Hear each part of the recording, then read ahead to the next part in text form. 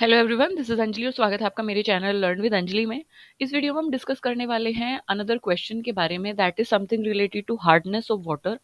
सो पानी में हार्डनेस क्या होती है, सबसे पहले ये जान लेते हैं। कितने प्रकार की हार्डनेस होती है ये भी हम देखेंगे, उसके बाद हम क्वेश्चन सोल्व करेंगे।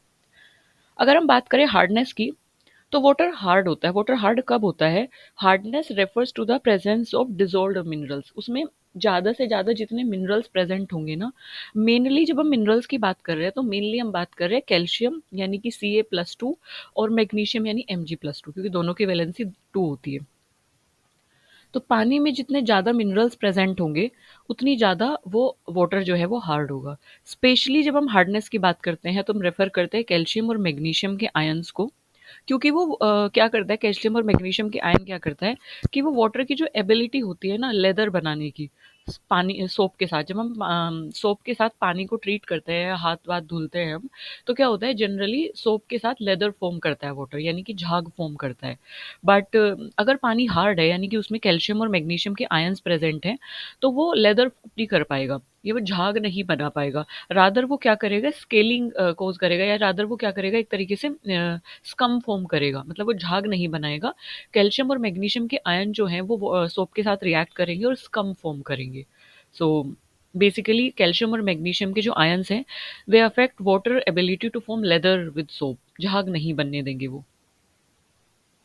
और हार्डनेस काफ़ी ज़्यादा प्रॉब्लमैटिक हमारे लिए हो सकती है, क्योंकि एक तो ये सोप का वेस्टेज करती है, स्कम फॉर्म करती है। इसके अलावा जो पाइप्स है, क्योंकि वाटर अगर हार्ड होगा तो हमें स्केलिंग देखने को मिलेगी पाइप्स में और अदर अप्लायंसेस जो कि जिसमें हार्ड वाटर जो है रन हो रहा है। सो इस तरीके से प्रॉब्लमैटिक हमारे लिए होता है। अगर हम हार्डनेस की बात करें तो दो तरीके की हार्डनेस होती है, एक होती है टेम्परेरी हार्डनेस और एक होती है परमानेंट हार्डनेस। टेम्परेरी हार्डनेस को हम बाइकार्बोनेट हार्डनेस भी बोलते हैं। बाइकार्बोनेट के इसमें आयंस प्रेजेंट होते हैं, कैल्शियम और मैग्नीशियम बाइकार्बोनेट्स की फॉर्म में प्रेजेंट होता है, यानी कि बाइकार्बोनेट सॉल्ट्स प्रेजेंट होते हैं। परमानेंट हार्डनेस जो है वो क्लोराइड और सल्फेट्स की वजह से होती है, यानी कि यहाँ पे कैल्शियम और मैग्नीशियम जो है वो क्लोराइड और सल्फेट की फॉर्म में प्रेजेंट होगा, तो इसको आप बोलते हो परमानेंट हार्डनेस। ओके। सो क्योंकि हमें एक आइडिया लग गया है परमानेंट, टेम्परेरी हार्डनेस और what is hardness of water, तो चलिए अब क्वेश्चन सॉल्व करते हैं। क्वेश्चन क्या कहता है कि calculate the hardness, calculate the carbonate hardness and non carbonate hardness. तो अभी अभी हमने पढ़ा है कि carbonate hardness, non carbonate hardness किसको कहते हैं, बाई कार्बोनेट भी हमने पढ़ा था। So carbonate hardness, non carbonate hardness हमें पानी की बतानी है, जिसमें कैल्शियम हमें दिया है 44 mg/लीटर, अमाउंट दिया है, मैग्नीशियम दिया है 18 mg/लीटर, सोडियम दिया है 16 mg/लीटर, एल्कलिनिटी दी है 122 mg/लीटर, और एटॉमिक वेट हमें दिया है Ca का, Mg का और Na का, यानी कि कैल्शियम मैग्नीशियम और सोडियम का 40, 24 एंड 23 रिस्पेक्टिवली, एंड HCO3 यानी कि कार्बोनेट 61, ये हमें दिया है। सॉरी, बाय कार्बोनेट, ओके, ये हमें दिया है। सो इतना सारी चीज़ें हमें दे दी गई हैं। उसके बाद हमें पूछा गया है कि what is the carbonate hardness and non carbonate hardness हमें पूछा गया है। ओके।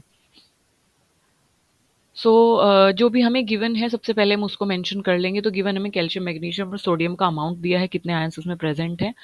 सबसे पहले हमें ये देखना है कि हार्डनेस किसकी वजह से होती है।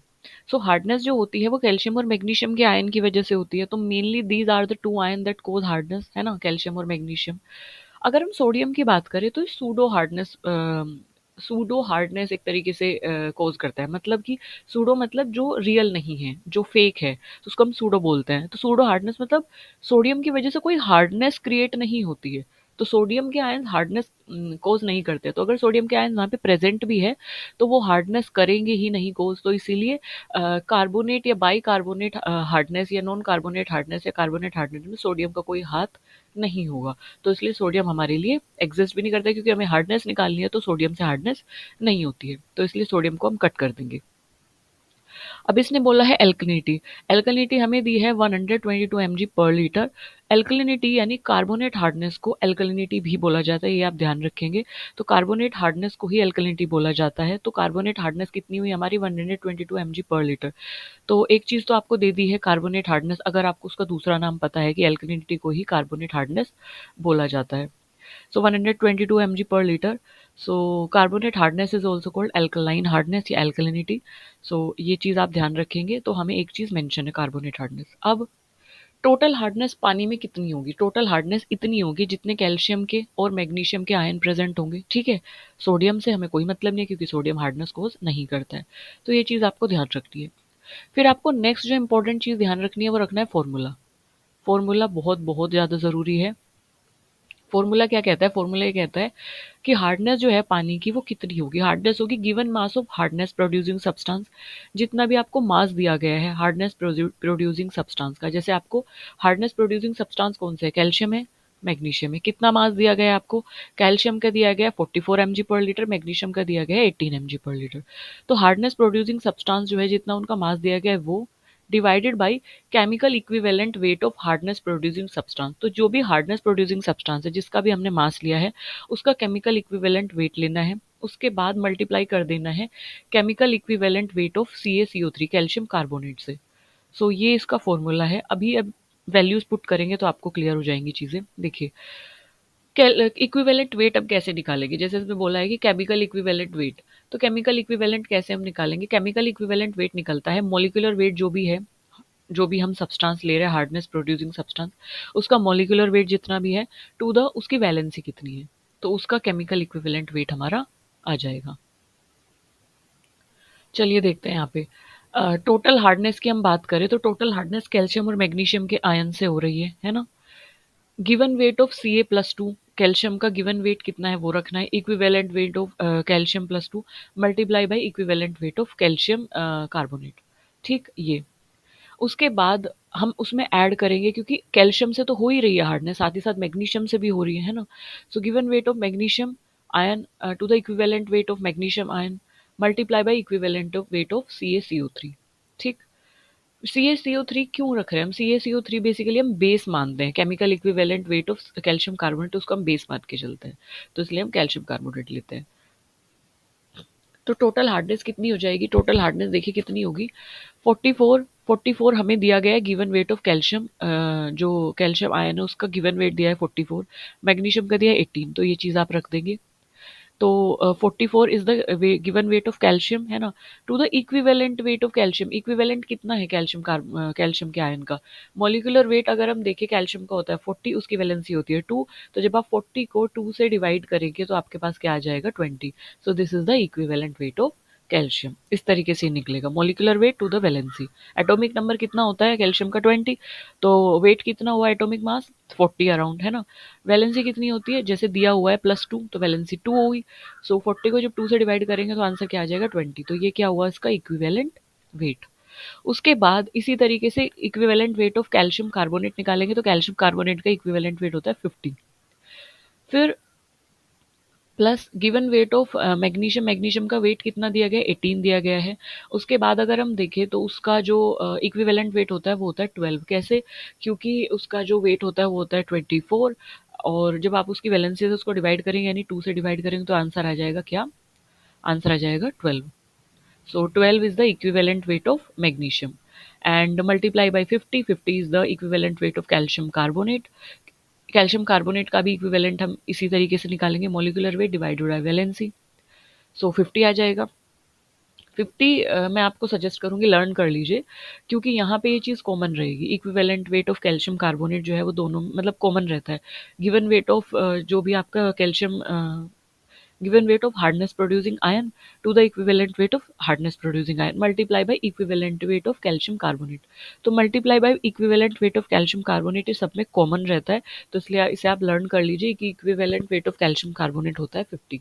ओके, अब आप इसको सॉल्व करेंगे। जब आप इसको सॉल्व करेंगे तो आंसर आ जाएगा आपका 185। सो 185 मिलीग्राम पर लीटर इज व्हाट? मिलीग्राम पर लीटर 185 मिलीग्राम पर litre is what? Total hardness. ये हमारी टोटल हार्डनेस आई है। मतलब हमने टोटल हार्डनेस निकाली कि जितने भी हार्डनेस प्रोड्यूसिंग आयन है यानी कि कैल्शियम एंड मैग्नीशियम दोनों से कितनी हार्डनेस हो रही है, तो 185 mg पर लीटर हार्डनेस वो हो रही है। तो ये हमारी टोटल हार्डनेस है। अब टोटल हार्डनेस का फॉर्मूला आप देखेंगे, टोटल हार्डनेस किस क्या क्या होगी? एक तो कार्बोनेट होगी, या तो वो नॉन कार्बोनेट होगी, है ना? या तो कार्बोनेट हार्डनेस होगी या तो वो नॉन कार्बोनेट हार्डनेस होगी। तो टोटल हार्डनेस हमारे पास है 185। कार्बोनेट हार्डनेस जो कि हमें एल्कलिनिटी ऊपर मेंशन थी, एल्कलिनिटी दी गई थी, यहाँ पे दी गई थी ना एल्कनिटी, जिसको हम कार्बोनेट हार्डनेस भी बोलते हैं। तो एल्कलिनिटी या कार्बोनेट हार्डनेस हमें मेंशन थी, तो कार्बोनेट हार्डनेस की जगह आप वो रखेंगे 122। बची क्या आपके पास नॉन कार्बोनेट हार्डनेस, तो 185 ये इधर इज इक्वल्स टू के इधर है, आप इसे इधर ले जाएंगे तो माइनस में चला जाएगा। सो 185 माइनस के 122 इज इक्वल्स टू आ जाएगा non carbonate hardness. So non carbonate hardness हमारे पास आ जाएगी 63 mg पर लीटर। 63 mg पर लीटर नॉन कार्बोनेट हार्डनेस है। कार्बोनेट हार्डनेस हमें दी गई थी 122 mg पर लीटर। अगर आप दोनों को जोड़ेंगे तो टोटल आपके पास आ जाएगा 185, जो कि हमने निकाला था अभी ऊपर टोटल हार्डनेस। सो बेसिकली यहाँ पे मेंशन ये किया गया कि टोटल हार्डनेस 185 आई थी, कार्बोनेट आपको ऊपर दी गई थी, तो टोटल में से आप कार्बोनेट को माइनस करेंगे तो आपके पास नॉन कार्बोनेट आ जाएगी।